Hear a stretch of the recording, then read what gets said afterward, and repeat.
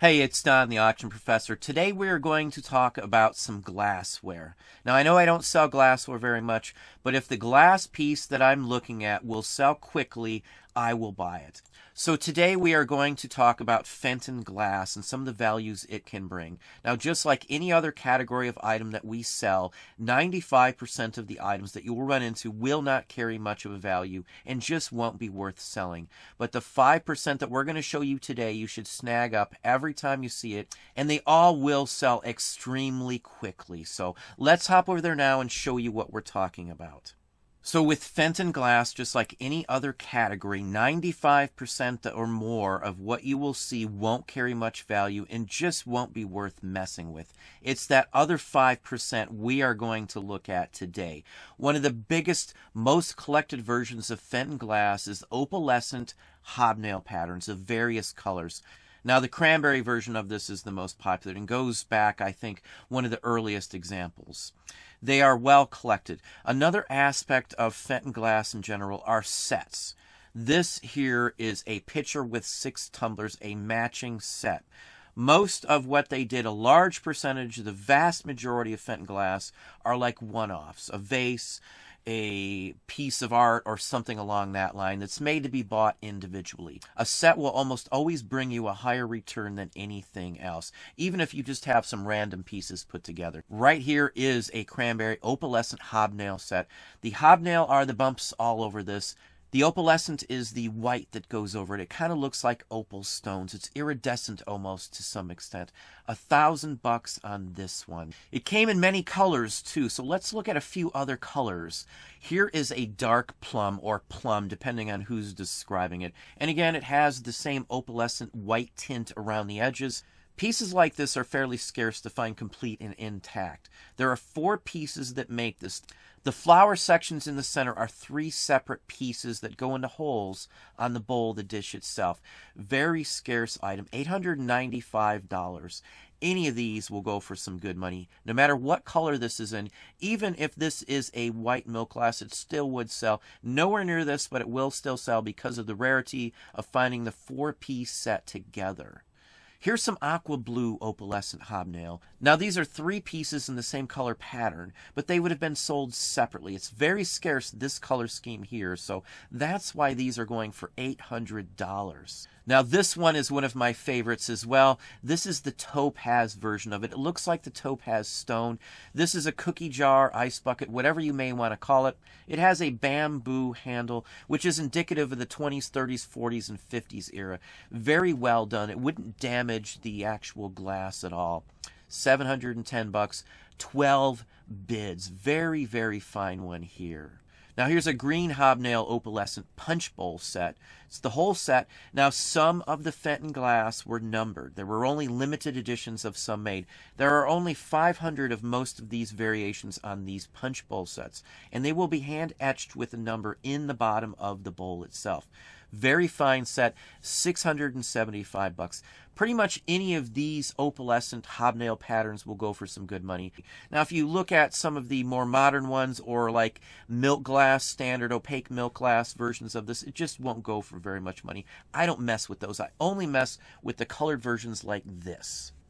Now here's a nice piece. This is a opaque turquoise, similar as you would see to the standard white opaque milk glass you run into. But this one's worth $600 because this piece does not show up. Now these pieces I'm showing you, everything I'm showing you here, if you list that at an auction, it will be sold the very first run on the auction for decent money, no matter what.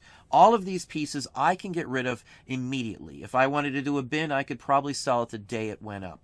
Now, this isn't the case for most Fenton items, but as I said, this top 5 tier percent here will always sell. So any of these will sell no matter how you do it. Here's another plum again. As I said, sets are what you want. It's 4 goblets and a decanter for a brandy or something along that line. $500. Now, this one goes into several different categories. Glassware, obviously. Barware, there's a decanter section as well, and collectibles. Really fine example for $500. Now, Fenton used that same color scheme, same pattern for many other things, anything they could do to market that scheme. Now, here's a student desk lamp with that same exact pattern, $960. Fabulous example in my book. All of these sell. You will not sit on a lamp. Something like this, I would probably pay UPS or a service just to wrap it up and be done with it. This is something you need to spend some good time to wrap, and wrap it properly. They made them in different patterns as well. Here's another one. This is the cabbage rose, which was used on many other things, including dishes. $825. Now here's a striking one in my opinion. This is the coin dot pattern. The dots themselves, they're about the size of a modern day $50 basically. And the dots are translucent and the rest is opaque with that opalescent coating on it. This one always reminded me of the 1980s strawberry shortcake hat. And that's what I always took this one as. $595. Just a fine example of this sort. Now, as I said, Fenton sets are always great. This one here is a daisy and fern. There are ferns wrapped around daisy heads with the petals and the whole works on the faces of all of these items here. Now, this is Vaseline glass, which is the color of it, actually. It looks like Vaseline at the time. To make this, they used uranium to get the color. Now, being uranium, these will glow under a black light. They'll glow green, like almost a neon color. A lot of glass you find that is colored from back in the day is made from ground up minerals and things like that. A red one used gold at one point. So a lot of gold was used to color glass red, or cranberry, for example. Fine example, $550. It's a set, as I said, too. The sets always sell. You won't hold on to these at all. Now, this one here is tied for my favorite Fenton piece of all time. There is a pinkish or a reddish version of the same set. If I run into this, it's mine. I am keeping it. This is just a fabulous piece here. I am honestly surprised that these don't go for more money, especially with the stir stick in it as well. A fine example. It's an optical pattern of that opalescent.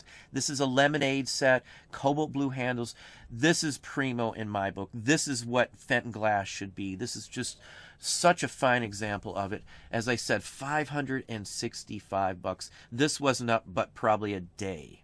Now, one of the most popular opaque milk glass colors is Jade. Jadeite pattern color scheme is very, very popular and very, very hot. These don't show up very often because Fenton glass didn't make a lot of the jade color. They were more known for the opalescent and hobnail and things along that line. That's why this one goes for $676. Any Fenton glass mark I find in jade color, I would snap up in a second personally. Now, Fenton does and did art glass examples of basically the same thing. They would carve into it and then repolish it with these designs. This is a fairy with ferns around it. Fabulous piece here, $775.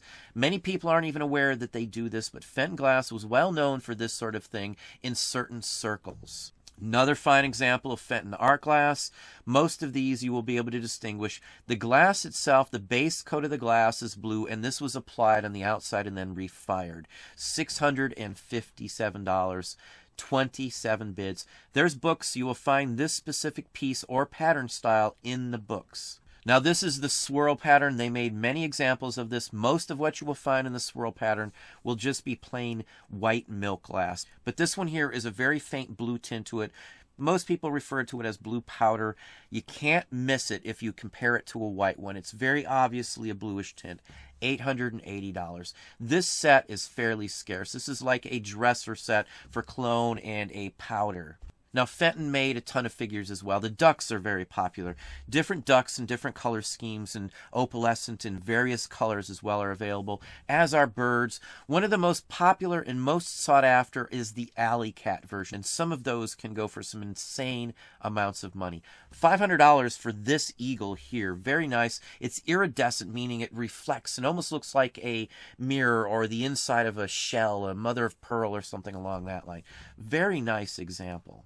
Even newer Fenton pieces can go for some good money. This is a set that many people miss because they have no clue that Fenton made a Nativity set. This one always goes for some good money. Even the individual pieces will net you a good profit. Most people just simply don't realize that Fenton made pieces like this, and they may walk right by it thinking it's just a generic or a cheapo version of a Nativity set, or not even realize that it's made out of glass. $750. This one has the brass star, the box, and the whole works, though. Just a fine example. But that's what I have for you today.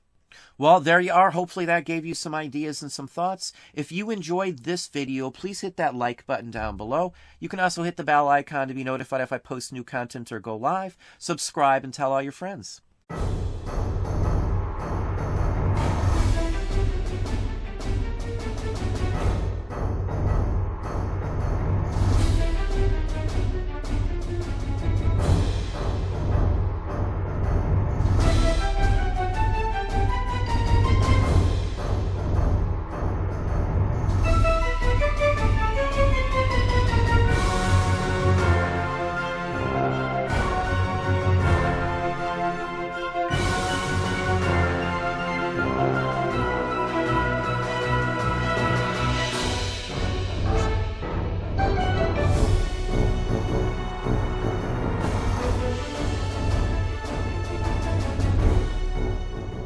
Let's bring our editorial microscope into focus on a very significant phenomenon: the middle-income consumer. You may have met this character in Fortune's now famous series on the changing American market, which portrayed his dramatic rise into the dominant economic personality of our time. This 1953 study showed that the zoom in the American market after the war, the unprecedented volume of goods of all kinds gobbled up by an insatiable tide of buyers, was largely the work of this middle-income man.